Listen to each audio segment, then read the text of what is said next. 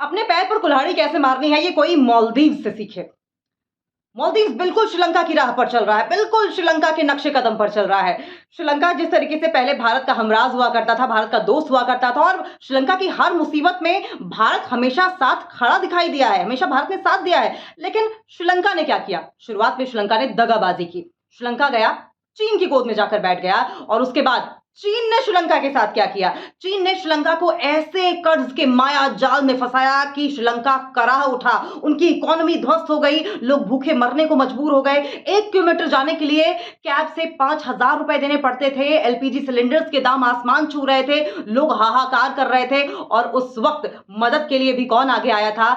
हिंदुस्तान आगे आया था। 2022 आप याद करिए, 2022 में श्रीलंका की क्या स्थिति थी? दंगे हो रहे थे, आगजनी हो रही थी, लोग सड़कों पर उतर गए थे और 2023 में हालात ये हो गए कि राजपक्षे परिवार को सरकार से आउट होना पड़ा और यही गलती मालदीव के प्रेसिडेंट मोइज़ू भी कर रहे हैं। मालदीव के प्रेसिडेंट मोइज़ू चाइना से होकर आते हैं और सीधा आदेश दे देते हैं कि भारतीय जो सेनाएं हैं वहां पर वो अब मालदीव में नहीं रहेंगी, वो यहां से चली जाए। ये बहुत बड़ी गलती कर रहे हैं मोइज़ू जो मालदीव के प्रेसिडेंट हैं। ये बिल्कुल वही गलती है जो श्रीलंका की ओर से की गई थी। मालदीव में जिस तरीके से हालात हैं, वो हालात अब और ज्यादा बदतर हो सकते हैं क्योंकि चीन का तो काम ही है कर्ज के माया जाल में फंसाओ और उसके बाद कब्जा कर लो, किसी भी देश को गुलाम बना लो और फिर जो चाहो वो कराओ। वही हाल मालदीव का होने वाला है। मालदीव ये भूल गया है कि हिंदुस्तान ने उसके लिए क्या क्या किया है। हर मुसीबत में जब भी डिफिकल्ट सिचुएशन हुई है, मालदीव के लिए सबसे पहले हिंदुस्तान खड़ा रहा है। सबसे बड़ी बात तो यह है कि जब एक इंडिपेंडेंट कंट्री के तौर पर मालदीव को पहचान मिलनी थी तो सबसे पहले रिकॉग्नाइज करने वाला इंडिया ही था। कोई और देश दुनिया भर में आपको रिकॉग्नाइज नहीं कर रहा था, आपको इंडिपेंडेंट कंट्री का दर्जा नहीं दे रहा था। यह सिलसिला यही नहीं खत्म होता है। इंडिया के एहसानों की जो फहरिस्त है वो बहुत लंबी है। आप याद कीजिए, आपको 6 विंग वाला एयरक्राफ्ट फाइटर प्लेन सबसे पहले किसने दिया और एकमात्र कंट्री है जिसने दिया है वो है हिंदुस्तान। आपको हेलीकॉप्टर्स किसने भेजे? हिंदुस्तान ने। जब कोरोना की मार मालदीव झेल रहा था तो सबसे पहले आपको वैक्सीन किसने भेजी? हमने भेजी।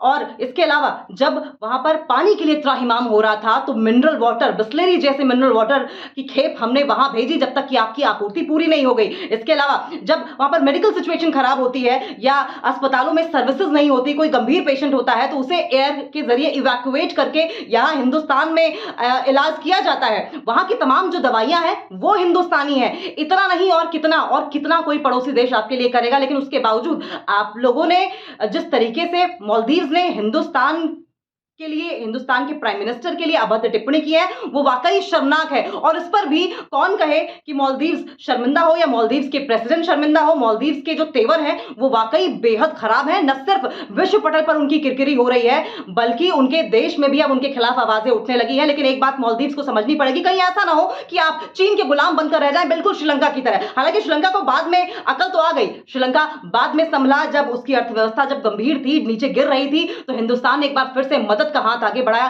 तब जाकर श्रीलंका को अकल आई थी। क्या मालदीव एक बार चपेट खा जाना, जिसको कहते हैं कि लात पड़ जाने का इंतजार कर रहा है, तब संभलेगा। लेकिन अगर यही ढर्रा अपनाता रहा मालदीव तो जाहिर तौर पर एक दिन ऐसा भी आएगा जब वो चीन का गुलाम हो जाएगा। वहां का एक एक बाशिंदा सांस लेने को भी चीन का मोहताज हो जाएगा। चीन के इशारे पर वहां पर सारी चीजें होंगी। क्या तब तक के लिए मालदीव इंतजार कर रहा है कि सिचुएशन वैसे ही खराब हो? हिंदुस्तान का कुछ नहीं गया, आपने पूरी दुनिया में अपनी किरकिरी करा ली है और अपने पैर पर ही एक बहुत बड़ी कुल्हाड़ी मार ली है जिसका खामियाजा आपको सदियों तक भुगतना पड़ेगा।